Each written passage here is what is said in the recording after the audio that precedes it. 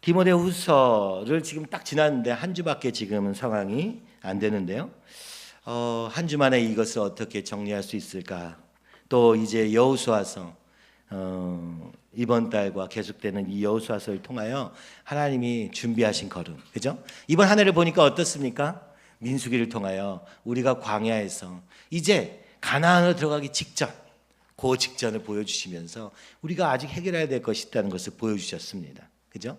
그것은 가나안 왕국이 너무 강해서가 아니라 오늘 우리 안에 있는 이 죄의 문제들, 해결해야 될 것들을 보여주셨습니다. 그리고 이제 여호수아서에 들어가게 되기 직전에 디모데후서를 통해서 우리에게 말씀하시고자 하는 바 너무나도 분명한 것 같습니다.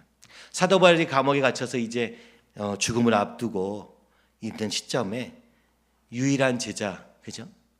그 디모데에게 편지를 쓰는 것이죠. 많은 교회들이 있으나 그가 진짜 아들로 여기고 영적 아들로 여기고 이 사명을 이어갈 자들로 바로 디모데를 지금 향해서 쓰고 있는 것입니다. 여러분, 로마 감옥에서 이제 죽음을 앞뒀어요. 여러분은 이런 상황에서 무슨 이야기를 남기겠습니까?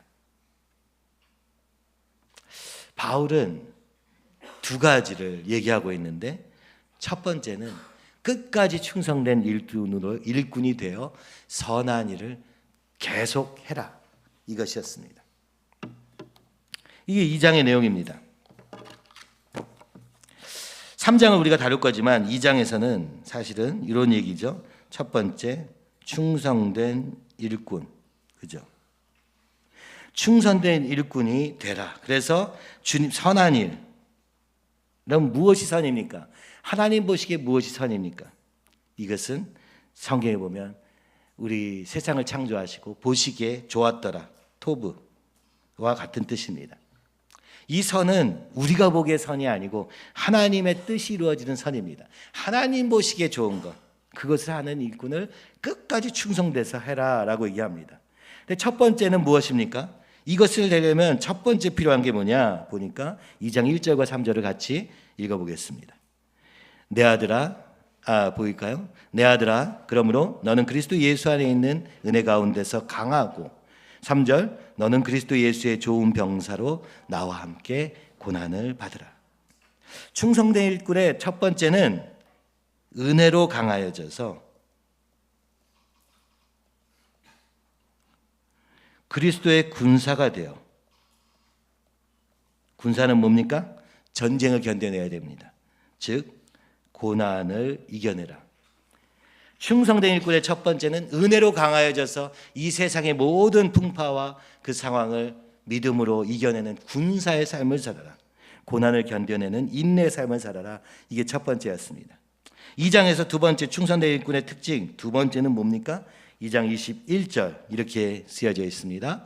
그러므로 누구든지 이런 것에서 자기를 깨끗하게 하면 귀히 쓰는 그릇이 되어 거룩하고 주인의 쓰심에 합당하며 모든 선한 일에 준비함이 되리라.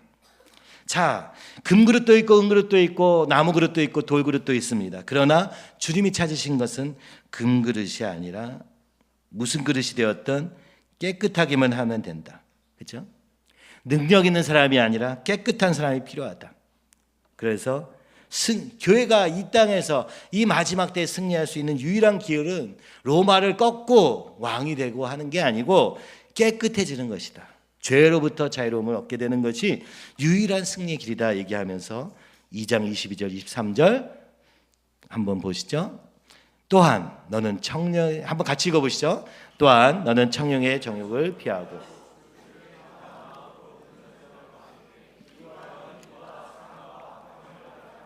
어리석고 무식한 변론을 버리라.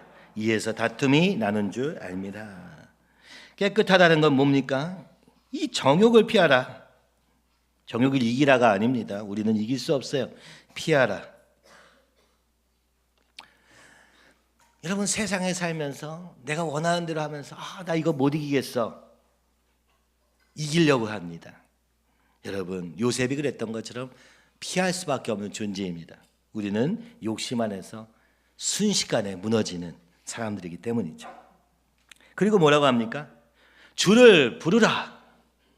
주를 깨끗한 마음으로 부르는 자들과 함께 같이 부르라. 주님을 부르는 것입니다. 그리고 의와 믿음과 사랑과 화평을 따르는 삶. 그럼 어떻게 된다고요? 21절에 보니까 다시 보니까 충성된 일꾼 모든 선한 일에 준비함이 되리라.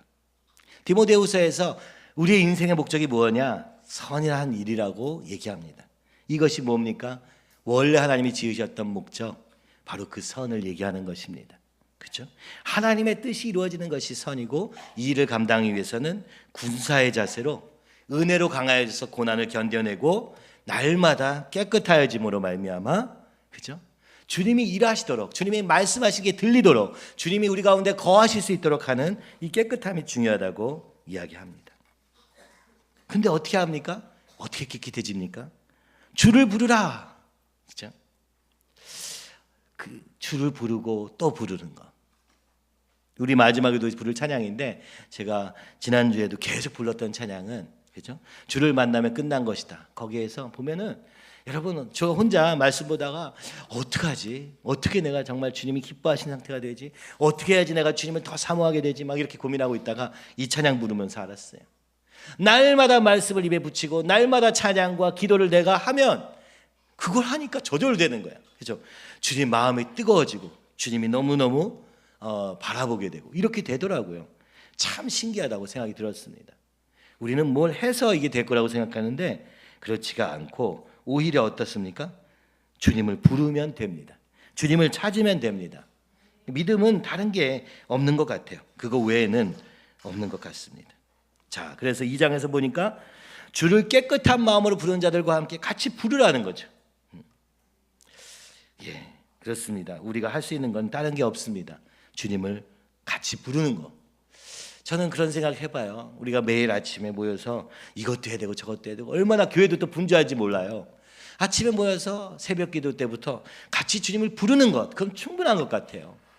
그걸 이해하고 그걸 어떻게 적용할까 뭐 해가지고 뭐 하는 것도 중요하죠. 그런데 더 중요한 건 기본적으로 아침을, 우리의 생각을 주님으로부터 시작하는 게 너무너무 중요합니다. 그래서 여러분, 이것이 우리 가운데 좀 이루어졌으면 좋겠습니다. 네. 그래서 2장에서는 무엇을 얘기를 했다고요? 충성된 일꾼이 어떻게 될 것인가, 이 얘기를 계속하고 있었습니다. 그런데 그러면 이 3장에서는 이것의 어려움이 뭔지 이제 보여주고 있는데, 3장의 내용은 뭡니까? 한마디로 요약하면 이 위험하고 고통스러운 때에 말씀으로 무장하고 힘써 따르는 길밖에는 없더라. 그렇죠? 오늘 위기가 있다, 어려움이 있다라고 얘기하면서 그 어려움은 어디서 오느냐? 바로 여기서 온다. 위기를 알려주고 그걸 극복할 방법으로서 오직 말씀. 디모데후서 3장 16절 이하에 이 말씀으로만 이겨낼 수 있는 이 어려움에 대한 얘기를 지금 3장에서 하고 있는 것이죠. 자, 1절은 이렇게 시작합니다. 3장 디모데후서 3장 1절. 예. 사실 이 본문은 우리가 2000년도에 하나님이 회개를 요구하기 시작할 때도 주셨던 말씀입니다. 그래서 익숙한데 또 다시 보니까 또 다른 거예요. 아, 주님이 지금 하실 말씀이 있구나, 이렇게 생각이 듭니다. 내가 이것을 알라. 말세에 고통하는 때가 이르러. 그죠? 이 말세는 우리가 생각하는 것처럼 마지막 때 어느 시점이 아니라, 그때가 아니라, 그래서 이 고통스러운 때, 여기서 보니까 고통하는 때라고 얘기합니다. 그게 마태복음 8장 28절에 유일하게 이 단어가 쓰여져 있는데, 그게 어디냐? 가다라 지방에서 귀신 들린 자를 만나가지고 그 귀신 안에서 귀신이 얼마나? 3천 돼지 말이 한 떼를 다 죽음으로 몰게 하는 강력한 사단의 역사가 있었던 귀신을 만날 때, 그를 표현할 때 그들은 몹시, 귀신 들린 자 둘이 있죠. 그들은 몹시 사나워 할 때 이 사나워와 여기에 고통하는 게 같은 단어로 쓰여져 있습니다. 한글로는 사나워 번역했고 하나는 고통이라고 썼지만, 그 고통은 그러니까 뭐다? 돈이 없어서 힘든 고난을 얘기하는 게 아니고, 물질이 없어서 그런 것도 아니고, 그죠? 우리의 생각이 어떠고 하는 것도 아니고, 우리 감정이 어떻고 하는 고통이 아니라 도덕적이고 영적 위기를 얘기하는 때입니다. 그러니까 이 말세는 언제입니까? 나중에가 아니고 또 현재예요. 뒤에 보면 다 현재형으로 쓰여져 있습니다.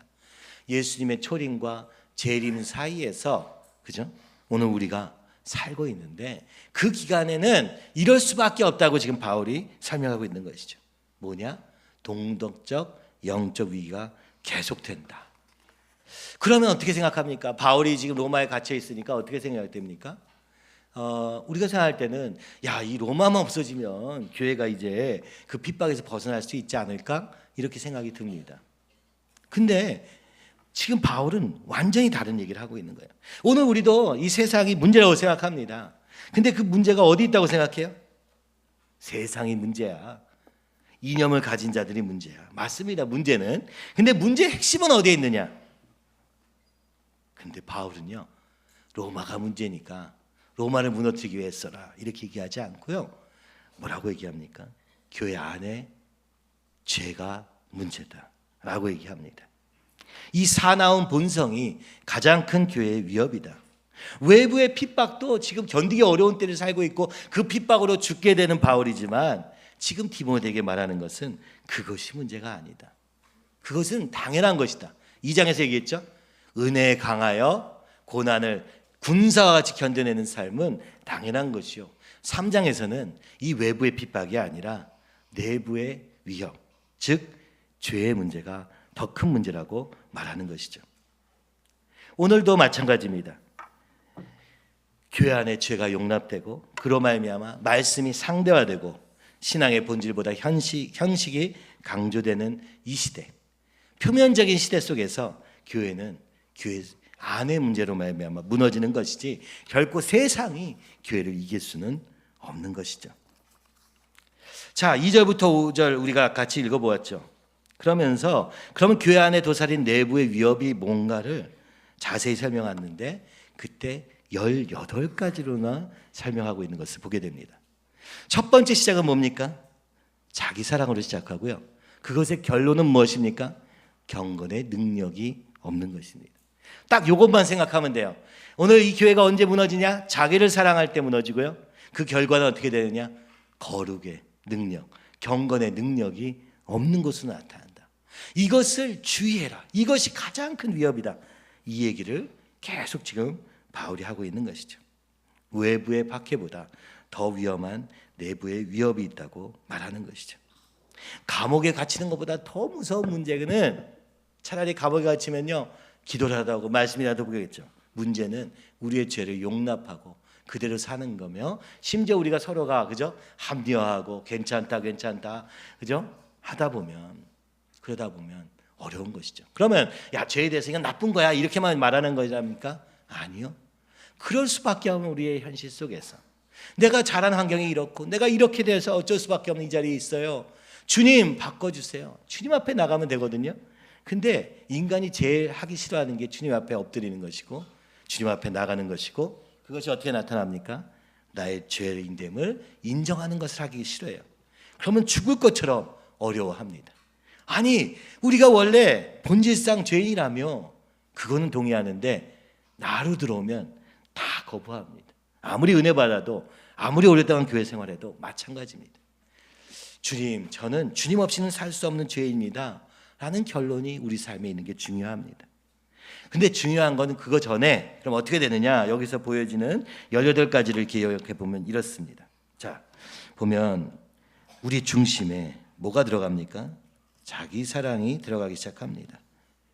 어떤 본문에서는 여기서 이제 같이 있는 게 뭡니까? 여기서 돈 사랑입니다. 자기 사랑과 돈 사랑은 굉장히 연결되어 있죠. 우리가 돈 하는 건 사실 돈을 사랑해서 그런 게 아니죠. 내가 이러다가 어려우면 어떡하나. 내가 내 방법으로 살려고 생각하면 꼭 돈 얘기로 넘어가게 되는 것이죠. 그래서 어떤 주석에서는 자기 사랑과 돈 사랑이 두 가지 큰 요인이라고도 보지만 제 생각에는 이 자기 사랑에서부터 시작하는 것 같다고 여겨집니다. 그럼 어떻게 됩니까? 이렇게 자기밖에 모르고 또 돈을 가지게 돼. 그럼 어떻게 돼요? 교만해집니다. 자랑하게 됩니다. 이것은 사람에 대한 태도가 아니고 하나님에 대한 태도가 되어버리는 것이죠. 이 자랑이 들어가면 어떻게 됩니까? 교만 자랑하게 되면 권위를 부정합니다. 그렇죠? 권위를 인정해 줄 수가 없어. 내가 더 나은 것 같거든요. 그렇죠? 그래서 부모를 거역하는 대로 가게 돼요. 그 정도에서 끝나는 게 아닙니다. 여기서 어떻게 돼요? 관계의 실패가 오기 시작합니다. 여기서 보면은 무정하고 원통한 풀자, 용서해 줄 수가 없어. 모함하고 욕하고, 그죠? 그러다가 어떻게 됩니까? 관계가 무너지면 어떻게 돼요? 그 다음에는 욕망을 향해 달려갑니다. 그죠? 그냥 동물 같은 거예요. 여기서 보면 여기 또 나오는 거죠. 사나우며, 짐승 같은 삶이라는 거죠. 절제도 할 수 없고 사나우면서, 그 다음에 이 특징은 뭐예요? 여기서 그러니까 결과적으로 어떻게 돼요? 선한 일을 기뻐하지 않아요. 결론이 이렇게 됩니다. 선한 것을 좋아하지 않으며 배신하며 조급하며 자만하며 쾌락사랑이를, 여기서 이 단계 가면은 이제 하나님보다 쾌락을 더 사랑하게 돼요. 욕망의 절정에 이르게 됩니다. 욕망밖에 안 남아요. 어디서 이게 시작된다고요? 자기 사랑에서 시작됩니다. 오늘 우리의 가장 큰 문제는 나를 사랑하는 법을 모르는 데 있습니다. 자기 사랑은 나쁜 게 아니죠. 근데 문제는 뭐예요? 우리가 죄인인지라 나를 사랑하는 법을 내가 몰라요. 나에게 가장 안 좋은 것을 더 좋은 것이라고 여겨지는 이 어두운 눈이 있는 것이죠. 그러다 보니까 어떻게 돼? 결론은 쾌락과 욕망을 향해서 달려가는 사나운 인생이 되고, 이것이 마태복음에 나오는 두 귀신 들린 자와 같은 겁니다. 욕망에서 귀신에 들리기가 쉬운 것이죠. 왜요? 우리 중심에 자기 사랑이 있기 때문이라고 말하고 있는 것이죠. 여러분, 심지어 바울은요, 이 마지막 편지에서 18가지나 되는 이 우리의 중심에서부터 겉에까지 내용을 보여주면서 디모데에게 교회가 싸워야 될 것, 교회 안에 있는 이 죄악에 대한 모습을 보여주고 있는 것입니다. 이것은 세상에 대한 얘기가 아니고 교회 안의 이야기라는 게 더 충격적인 것입니다. 그래서 결과가 어떻게 됩니까? 그 다음 표에 나와 있는 그림입니다. 경건의 모양은 있으나 경건의 능력은 없습니다. 경건의 모양은 뭡니까? 외적인 형태와 형식과 습관과 규율을 준수하는 건 잘합니다. 그러나 어떻게 돼요? 모양만 가지고는 우리의 삶이 바뀌지 않아요. 우리의 마음 중심에 있는 이기심과 비방과 탐욕이 사라지지 않아요. 그러다 보니까 어떻게 돼요? 경건의 능력이 없습니다. 죄에 대해서 책망할 때 어떻게 돼요? 부인해요. 아니, 바뀌기는커녕 인정하실 수도 없어요. 이게 모양만 가진 자들의 특징이라고 말합니다. 겉사람의 특징이죠. 경건의 능력은 무엇입니까? 그것은 사실은 이 경건의 능력은 뭡니까? 사실은 자, 이것도 이제 재밌는 얘기죠. 경건과 능력. 경건의 능력. 경건은 뭡니까? 하나님과의 관계입니다. 하나님을 너무 살아가는 걸 얘기하는 거예요. 아침마다 주님을 찾는 그것을 경건이라고 해요. 하나님을 너무 사랑해서 하나님이 너무너무 필요한 사람, 그걸 경건이라고 얘기하는 것이죠. 그죠? 능력은 뭡니까? 여기 능력은 경건의 능력인 거예요. 경건에서부터 능력이 오고, 능력이 경건이고, 경건이 능력입니다. 근데 이 능력은 사실은 보니까 성령님을 뜻하는 것이죠. 왜냐하면 이게 두나미스거든요. 그죠?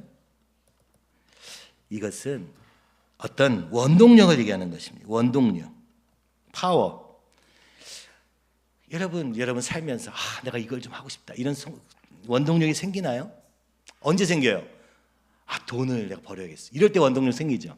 근데 여러분, 내가 주님을 위해서 이걸 하고 싶어, 이런 원동력도 요번에까지 좀 생기는 것 같아요. 라이온 대회를 통해서 함께 모여서 같이 하다 보니까 생기니까 너무 감사했습니다만, 평상시에 생기냐? 잘 안 생깁니다. 어디서 생깁니까? 이 원동력은 성령에서부터 생깁니다. 성령은 어디서 옵니까? 예수님을 사랑하는 데서 오는 거예요.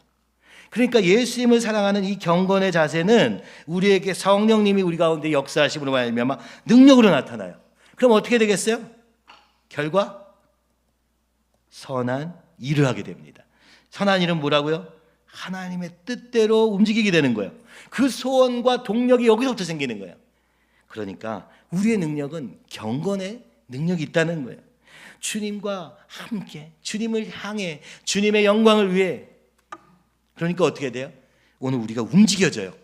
그러니까 들은 게 삶으로 되겠죠. 원동력이 있으니까 이 하나님의 뜻을 실제로 행동하는 데까지 나아가게 돼요. 오늘날 교회 문제를 얘기할 때 경건의 모양을 왜 얘기합니까? 예배 형식을 바꾸라는 얘기입니까? 그게 아니고 수백 날 예배를 드려도 행동으로 나타나지 않는다. 우리의 삶의 결정과 모든 동력은 다 나를 위해서, 돈을 위해서. 여기서는 그죠? 억지로라도 생기는 거예요. 먹고 살아야 되니까. 되게 쓴맛이에요.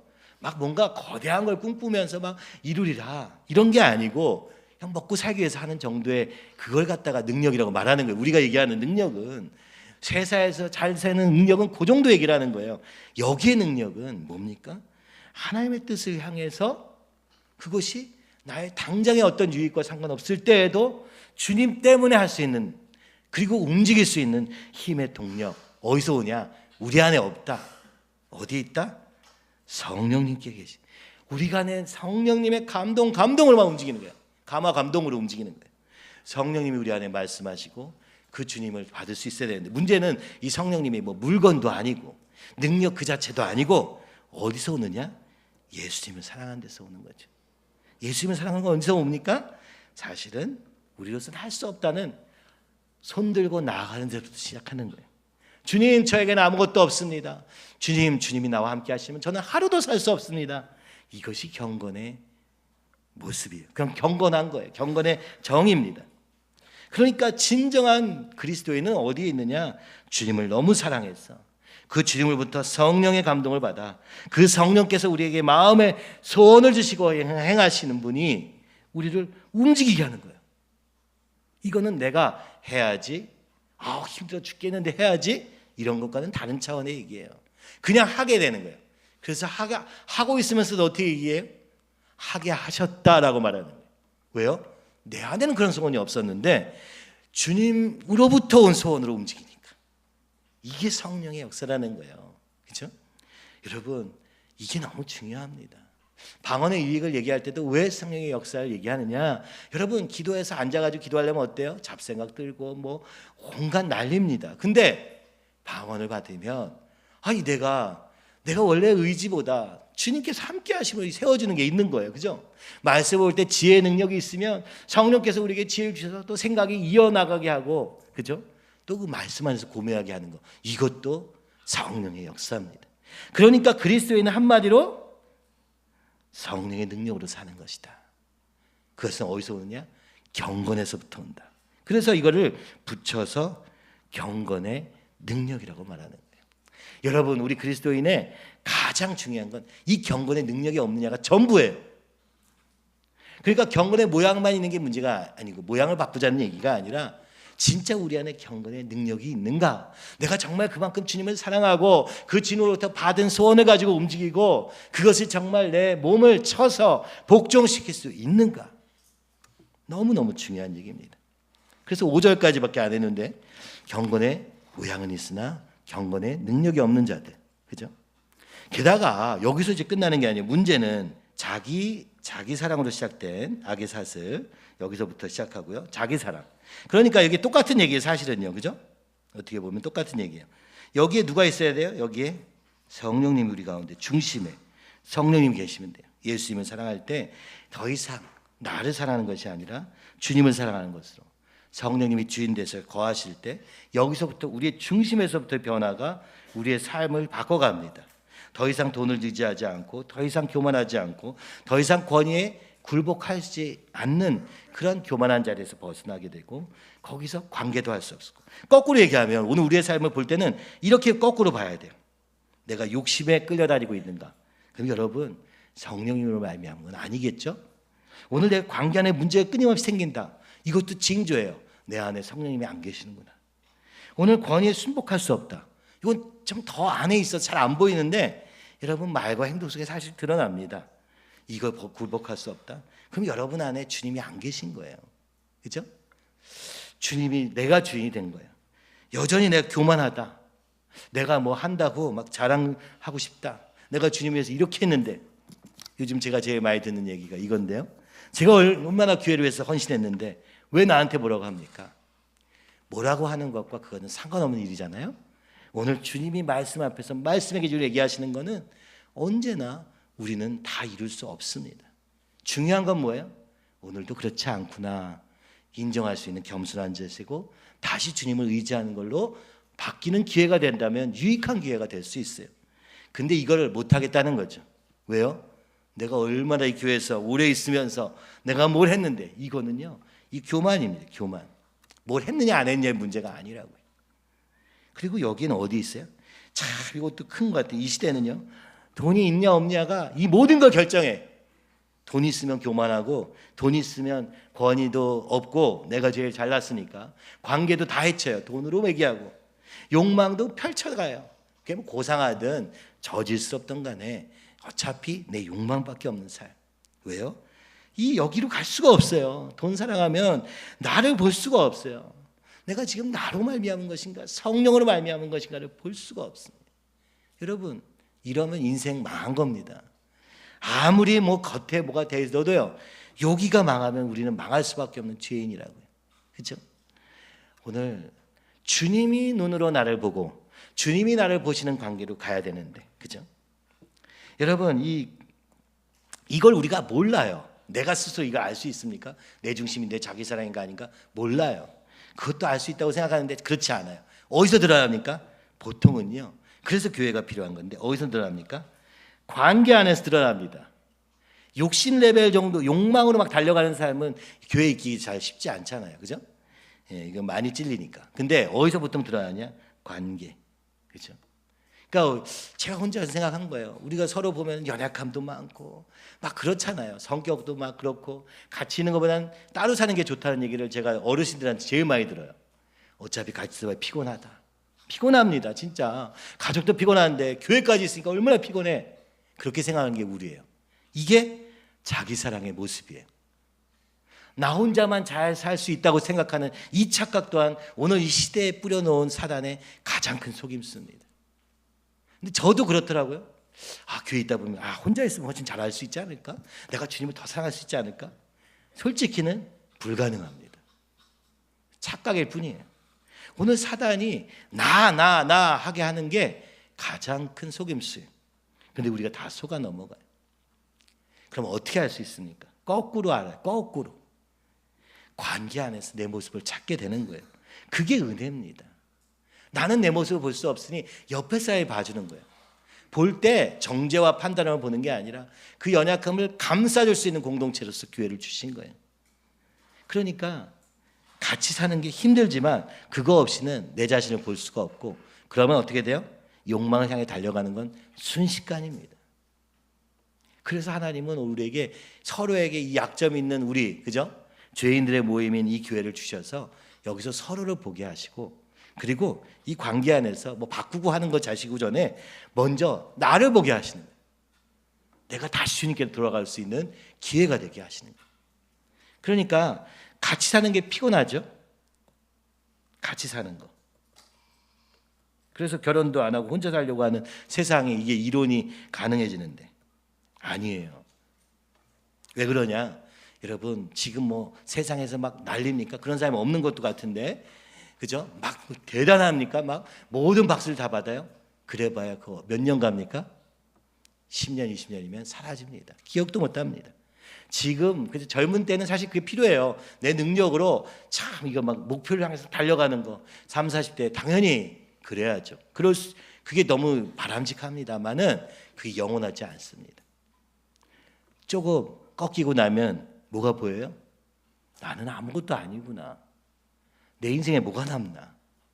보니까 뭐가 남아요? 가족이 남죠. 나와 함께한 사람들이 남습니다. 교회가 남고요. 그게 전부입니다. 이 관계 안에 살게 하신 하나님이 지으신 가정과 교회. 저는 이게 은혜라고 생각하는 건 참 어차피 못난 우리, 어차피 안 될 우리 함께 살면서 주님이라도 만나게 하시기 위해서 묶어놓으신 거예요. 근데 지금처럼 혼자 방 안에 있으면 어때요? 나는 다 맞는 것 같아요. 다른 사람이랑 대화 안 하면요, 나는 항상 옳아요. 생각으로만 하니까 다 옳은 생각 하겠죠. 근데 그렇게 살 수 있습니까? 못 살거든요. 그걸 몰라요. 그래서 우리가 함께 살면서 보면서 야, 너 말은 그렇게 하는데 전혀 그렇게 살진 않더라. 이런 도움이 필요한 거예요. 나를 보는 거예요. 여러분, 선한 일도 여기 연결돼요. 선한 일은 성경에서 이웃을 사랑하는 거예요. 아유, 왜 나를 더 사랑하면 되지 않아요? 아니요. 하나님을 사랑하면 이웃 사랑으로 넘어가라고 하는 거예요. 왜요? 나는 나를 사랑할 수가 없어요. 나를 사랑하는 길은 하나님을 사랑하는 것이고, 나를 사랑하는 길은 이웃을 사랑하는 길입니다.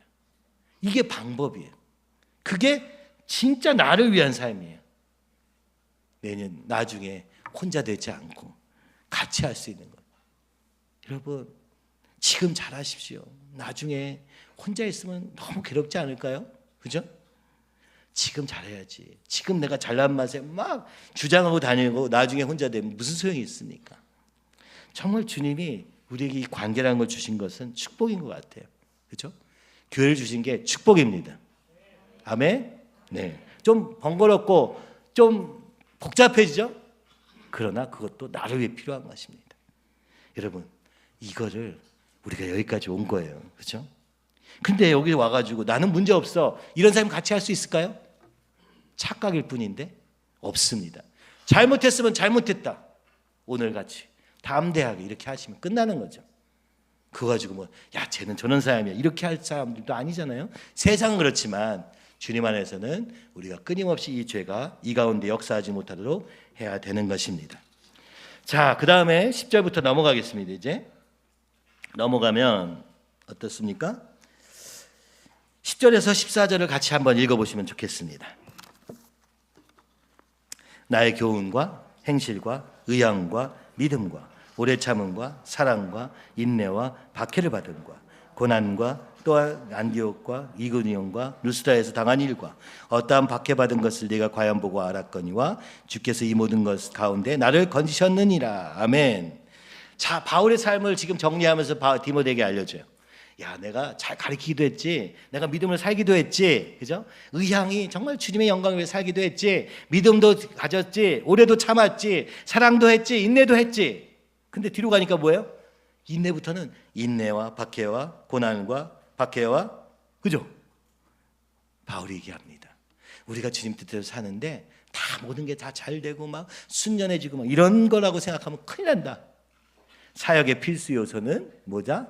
고난이다. 반드시. 그래서 12절 우리 같이 읽어봅시다. 무릇 그리스도 예수 안에서 경건하게 살고자 하는 자는 박해를 받으리라. 바울이 마지막으로 딱 찍어줘요. 야, 당연한 거야. 박해는 당연한 거야. 경건하게 살고자 하면 박해는 반드시 받게 돼 있다. 이거는 황금률이다. 그죠? 반드시. 이러니까 이상한 것 여기지 말아라. 그럴 때 뭐 주저하고 뭐 이럴 거 없다. 그냥 원래 그런 거라고 알아두면 된다. 이렇게 설명하고 있는 거예요. 그렇죠? 악한 사람들과 속이는 자들은 그 주변에서 이 박해를 피하려고, 그죠? 박해하는 사람들은 뭐라고 해요? 악한 사람들과 속이는 자들은 더 악해져서 속이기도 하고 속기도 하고, 그죠? 서로 속고 속이고, 중심에 주님이 아닌데 서로 속이고 속이면서 내가 맞네, 네가 맞네, 뭐 맨날 이러고 있는 거예요. 그런 거 신경 쓰지 마라. 너를 핍박하더라도 너는 믿음 가운데서, 그래서 얘기합니다. 그러나 너는 배우고 확신한 일에 거하라. 그렇죠? 이 교회를 세우신 주님의 뜻, 우리가 이 가운데서 배운 것들을 끝까지 붙잡아라. 누가 뭐라 해도 흔들리지 말고, 여기서 고난 당할 때 뭐 너무 힘들어도 하지 말고, 그죠? 너무 이상하게 여기지 말고, 중심이 흔들릴 필요도 없고. 그래서 바울이 걸어온 길은 박해와 고난의 걸음이었다라고 설명합니다. 다른 일들도 있는데 우리 믿음은 진짜 여기서 결판이 나는 것 같아요. 어려움이 올 때, 그죠? 우리가 생각하기에 이거 어떻게 해야 되지 하는 상황이 올 때 어떻게 하느냐가 믿음의 전부입니다. 어제 사실은 제가 우연히 우리 지금 추수감사할 때 우리 가족이 부를 찬양곡 찾다가 박정호 장로님이 부르는 콘서트를 보게 되었습니다. 그분은 원래 덩치가 되게 컸잖아요. 저희 학교 출신이기도 하고 저는 많이 봤었으니까 130kg 막 되게 덩치가 크신 분이었고, 목소리가 뭐 전 세계에서 가장 좋다는 평가를 받을 정도로 진짜 유명하고 화려하신 분이었습니다. 그러나 그가 복음 성가를 부르긴 했으나 자신의 삶은 그렇게 살지 못하고 그 결과 암으로 돌아가실 뻔한 적도 있었어요. 그리고 나서 그가 다시 이제 회복하는 수많은 시간들을 보내고 요즘에 나와서 그가 부를 때 그냥 부르는 모습만 봐도 정말 눈물이 나더라고요. 그가 콘서트를 하는데 갑자기 이렇게 말합니다. 지금 아프신 분 계십니까? 그랬더니 거기 가난 말기 환자분이 계시는 거예요. 그를 향하여서 축복하노라 이 부분을 부르는데 본인 자신도 막 울고 있는 거예요. 무슨 생각을 했을까요? 그렇게 화려하고 그렇게 잘 나가던 인생이었지만 한순간에 이것이 무너지고 다시 주님 앞에 겸손히 세워져서 나온 다음에는 그가 다른 사람의 아픔을 알게 된 거예요. 본인 자신이 그랬으니까. 수많은 사람들이 나를 위해서 기도해서 내가 지금 여기 살아있다고 고백하면서 주님이 당신과 함께 하기를 바랍니다 하면서 축복하느라 부르는데 정말 눈물이 많이 나는 거예요. 여러분, 잘 나가는 게 중요한 게 아니라 아픔을 아는 사람, 그 고난과 이것을 지나온 사람만이 정말 믿음의 성숙을 이룬 자라는 걸 그때 또 보게 됐어요. 잘 나가고 잘 되고 이걸로 인생이 이루어지는 게 아닙니다. 오히려 힘든 가운데 주님이 인도하신 걸음을 끝까지 가는 속에서 되는 것이죠. 왜 경건하게 사는 자는 박해를 받습니까?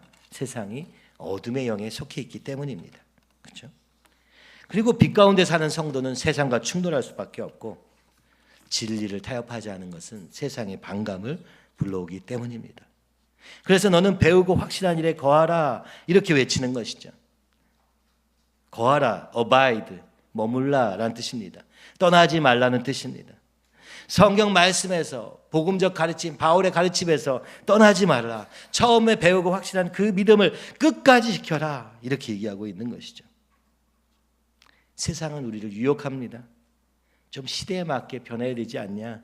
그죠? 좀 더 그렇게까지 믿음 생활할 필요 있냐? 그죠? 대충 살면 되지. 이 정도면 뭐 잘한 거 아니야? 말씀의 기준을 끊임없이 낮추고 타협하고자 합니다. 그러나 오늘 바울은 말합니다. 너는 배우고 확신한 일을 지켜라. 떠나지 말라. 힘들더라도 끝까지 지켜라. 해야 되는 거 어려운 게 아니죠. 끝까지 그 자리에 머물러 있으면 되는 것입니다. 그래서 나는 배우고 확실한 복음에 거하겠습니다. 떠나지 않겠습니다. 이 믿음의 자세가 반드시 필요하다고 말하는 것이죠. 자, 15절에서 17절하고 우리 마치면 되겠는데요. 15절 17절 같이 있습니다. 또 어려서부터 성경을 알았나니 성경은 능히 너로 하여금 그리스도 예수 안에 있는 믿음으로 말미암아 구원에 이르는 지혜가 있게 하느니라. 모든 성경은 하나님의 감동으로 된 것으로 교훈과 책망과 바르게 함과 의로 교육하기에 유익하니 이는 하나님의 사람으로 온전하게 하며 모든 선한 일을 행할 능력을 갖추게 하려 함이라. 아멘. 어려서부터 디모데는 그죠? 어머니에게 이 말씀을 배워왔습니다. 그러니까 이 말씀을 끝까지 지켜라. 왜냐, 이 말씀은 구원에 이르게 한다. 구원에 이르는 다른 길이 없습니다. 예수님을 아는 것 외에는, 예수님을 믿는 것 외에는, 예수님 안에 거하는 것 외에는 다른 길이 없습니다. 그것을 성경이 끊임없이 얘기하니 이 말씀 속에서 거해라. 그죠? 구원에 이르도록 하라. 왜요? 세상이 막 난리거든요. 막 그건 아니고 뭐 더 좋은 길이 있을 것처럼 유혹하고 속이고 막 그렇게 하잖아요. 여기서 끝까지 지켜라. 오늘 우리 아이들도 마찬가지입니다. 어려서부터 들은 이 말씀을 자신의 선택으로 지켜야 될 때가 올 것입니다. 부모가 할 수 있는 것은 어려서부터 성경을 알려주는 것이지만 거기에 믿음에 거하는 것은 자신의 선택이 되는 때가 오겠죠. 어려서부터 그걸 선택할 수 있으면 더 좋겠지만 말입니다. 자, 구원에 이르게 하는 이 말씀을 끝까지 붙잡아라. 그리고 이 성경은 하나님의 감동으로 된 것으로. 테오프니투스, 그죠? 하나님의 호흡이라는 뜻입니다. 언제요? 창세기에 하나님이 사람을 지으시고 흙으로 사람을 지으시고 생기를 불어 넣으실 때 그 생기가 이제는 말씀을 통해서 우리에게 부어진다는 것입니다. 이 성경은 그냥 글자가 아니라 하나님의 숨결이 담겨 있다. 하나님 우리에게 말씀하시는 그 숨결, 그 숨결은요 보이지도 않고요 생각으로 아는 것도 아니고, 그죠? 흙에 불어 넣었더니 생기가 살아난 거예요. 영의 역사. 아까 얘기했죠. 중심에 주님이 계시고 성령님이 계시면 거기서부터 우리가 동력을 받게 되는 거죠. 어떻게? 성경을 읽을 때, 성경을 통해서 우리 안에 하나님의 숨결이 부어져서 움직일 수 없던 우리가 움직여지는 놀라운 역사가 일어나는 것이죠. 안타까운 것은 우리가 교회 안에서 있으면서 청년들도 있고 하나님 위해 살겠다는 소원은 있으나 이 성령의 감동으로 되지 않다 보니까 시키는 건 할 수 있어도 더 할 수가 없는 거예요. 주님으로부터 받아서 하면 좋겠는데 그걸 하지 않는 거예요. 주님 앞에 나가질 않으니까. 여러분 지금이라도 이 일을 하시기 바랍니다. 말씀을 통하여 하나님의 숨결이 내 안에 주어져서 그것이 나의 동력이 됐어. 돈이 동력이 될 수도 있죠. 자기 사랑이 동력이 될 수 있죠. 그것은요 결과가 뻔합니다. 그게 아니라 말씀이 우리의 중심에 거하시고 거기서부터 우리 안에서 성령으로 말미암은 능력이 이루어지기를 간절히 바라는 것이죠. 16절은 말합니다. 모든 성경은 하나님의 감동으로 된 거예요. 하나님의 숨결이 있는데 그 하나님의 숨결이 뭐하냐? 교훈. 무엇이 옳은가를 말씀을 통해 분별하는 것입니다. 하나님의 뜻이 무엇인가도 가르쳐 주시는 것이죠. 그렇죠? 그 교훈, 티칭 가르쳐 주십니다. 두 번째, 책망. 아니 이 말씀이 아니면 내가 잘못된지 몰라요, 여러분. 가만히 앉아가지고 뭐 아니면 세상 책을 읽으면서 내가 잘못했구나 깨닫는 경우가 있을까요? 없습니다. 이것은 성령으로가 아니면 안 되거든요. 우리 존재 자체가 죄인인데 어떻게 스스로 깨닫습니까? 말씀이 우리를 책망하시는 거예요. 죄를 깨닫게 합니다. 그래야 회개로. 회개는 능력이 있습니다. 회개하면 성령께서 우리 가운데 거하시기 때문에 그렇습니다. 오늘 죄를 인정하고 고백할 때 주님께서 우리 안에 오셔서 거기서 놀라운 일이 일어나는 것이지 회개 자체가 변화되게 하는 게 아니에요. 그래서 말로 제가 미안합니다. 말로 회개합니다. 여러분 이건 힘이 없어요. 우리 중심에서부터 주님 제가 주님을 놓쳤습니다. 주님 다시 주님 앞에 주님 제 안에 와주세요. 라는 회개를 할 때 중심의 회개를 할 때 그죠? 그걸 위해서 책망을 하시는 것이죠. 세 번째 뭡니까? 바르게 함, 코렉팅, 수정해 줍니다. 방향을 좀 바꿔주는 거예요. 이게 아니고 이거야. 저는 이렇게 생각하는데요. 왜 자꾸 이거 간섭하세요? 여러분 성경이 주님이 간섭해 주시면 감사한 것입니다. 잘못된 길을 고쳐주시는 거예요. 왜냐하면 주님만 아세요. 길을. 주님만 아시는 길. 나의 길 오직 주가 아시나니. 맞아요. 우리의 인생을 나는 몰라요. 나름대로 그려보죠. 그려봐야 됩니다. 그리지 말라는 게 아니에요. 그러나 주님이 더 잘 아시거든요. 옳은 길은 주님이 알려주시니 바르게 하시고 의로 교육하기. 주님의 뜻대로 의에 이를 수 있도록 훈련시킨다는 거예요. 지속적으로 성장하여서 우리가 선한 일을 할 수 있게. 그래서 D 마지막에 뭡니까? 온전함과 능력. 17절입니다. 우리 같이 이것만 읽으면 되겠습니다. 이는 하나님의 사람으로 온전하게 하며 모든 선한 일을 행할 능력을 갖추게 하려 합니다. 아멘. 아니 우리를 온전하게 하신다는 거예요. 이 말씀이. 주님 우리는 정말 그럴 수 없는 자인데 성경이 하나님의 숨결이 말씀과 성령이 우리를 온전하게 만들어 가신다는 것입니다. 그리고 더 놀라운 게 있어요. 그 정도가 아니에요. 우리 인격을 바꿔가실 뿐만 아니라 어떻게 돼요? 모든 선한 일, 모든 하나님이 기뻐하신 일을 행할 능력을 갖추게 해주신다는 거예요. 아니 우리 같은 사람이 어떻게 주님 위해 삽니까? 나는 그냥 돈을 위해 살고 나는 우리 가족을 위해 살지. 여러분 그렇게 생각하시죠? 아니에요. 말씀을 붙잡으면 어떻게 된다고? 하나님의 일을 행할 능력을 갖추게 한다는 거예요. 하나님의 뜻을 이루는 그런 일을 하게 하신다고 말합니다. 온전함과 능력.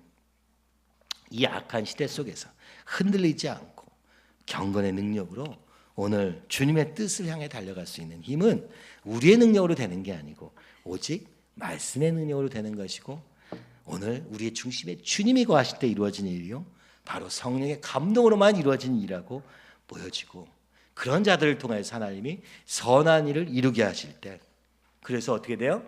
우리의 삶에 하나님의 뜻이 이루어질 때 세상이 오늘 살아계신 주님을 보게 될 것이라고 얘기하고 있는 것입니다. 그러므로 여러분 말씀을 읽으시기 바랍니다. 말씀을 계속 읽으시기 바랍니다. 우리 로마서 8장 우리 외웠는데 저도 사실 다 못 외웠거든요. 11월에 같이 외워서 우리 12월에는 한 사람도 빠짐없이 다 외웁시다. 저도 할 테니까, 그죠? 우리 모두 다 합시다. 한 사람도 이거 빠진 사람은 이거 어떻게 하죠? 못 들어오게 할까요? 너무 그런가? 또 아닐 사람도 있으니까 그렇긴 하지만 우리가 할 수 있는 게 이거잖아요. 이건 할 수 있는 거잖아요. 해보는 거는 할 수 있잖아요. 나머지는 주님이 하셔야 되는 일이니까 우리가 성경 읽고 통독하고, 그죠? 우리 정명현 권사님도 성경 읽으면서 많이 성격이 아주 좋아지셨다는 뭐 그런 얘기를 따님이 하시더라고요. 저는 잘 모르지만, 네, 그렇습니다. 우리의 인격의 변화의 가장 중요한 것이었죠. 처음부터 얘기했던 거 아닙니까? 이 사나운 인생을 바꿀 것은 주님의 말씀밖에 없습니다. 성경도 우리가 공부해야 되고요. 묵상도 해야 되고, 이거를 위해서 내년에 정말 이걸 어떻게 할 수 있을까? 이제 그런 고민도 하게 됩니다. 자, 결론은 이것입니다. 오늘 이 시대는 고통스러운 때다. 사나운 귀신이 그냥 역사하는 때다. 그죠?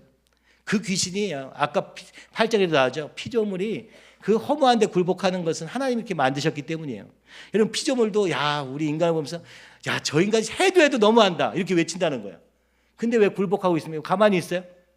자연이 막 반란을 일으켜서 쟤랑 못 살겠어요. 저 탐욕대로 사는 저 인간 좀 어떻게 해주세요 라고 들고 일어나지 못하게 하는 것은 하나님의 질서를 인간을 위해서 이 세상을 만드셨기 때문이다. 피조물의 탄식이 지금도 외치는 거 들리지 않냐? 제발 좀 죄에서 떠나라. 네 욕망대로 하고 네 생각대로 하는 거 좀, 온 세상이 피곤하다. 그죠? 그 속에서 어떻게 지켜갑니까? 정말 이 시대는 고통스러운 때인데 이게 세상이 아니라 교회 안에도 그렇고. 왜요? 경건의 모양은 있으나 경건의 능력을 부인하기 때문이다. 주님을 사랑하는 마음으로, 그죠? 성령으로 말미암아 살지 않고 내 힘으로 살기 때문이다. 그렇게 살려고 하면 고난은 피할 수가 없더라. 그러나 걱정하지 마라. 여기 보니까 바울도 얘기하죠.